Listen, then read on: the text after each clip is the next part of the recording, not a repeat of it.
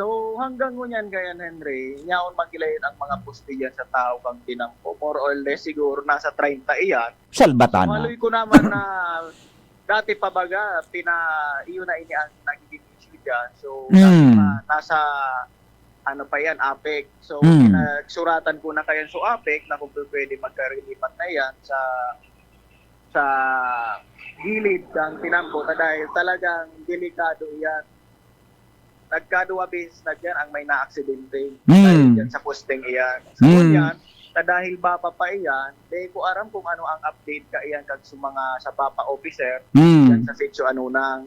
So ngunyan, ang pinag-ano tabaga dyan, dahil nag-asa ko na kami kaya December 2021 na promise baga kaya si dating Mayor na Noel Rosal na ililipat na yan, ididirekta na lugar ng mga residente dyan. So hanggang ngunyan, dahil man kinangyari. Papamagkila yun. So, pigano taka yan. So, sana ining bagong nagkapot sa kuryente tangunyan sa Albay na malipat naman. Dahil ugwa na po ining mga poste and linya ki kuryente sa gilid kang tinampo. Malipat na lang talaga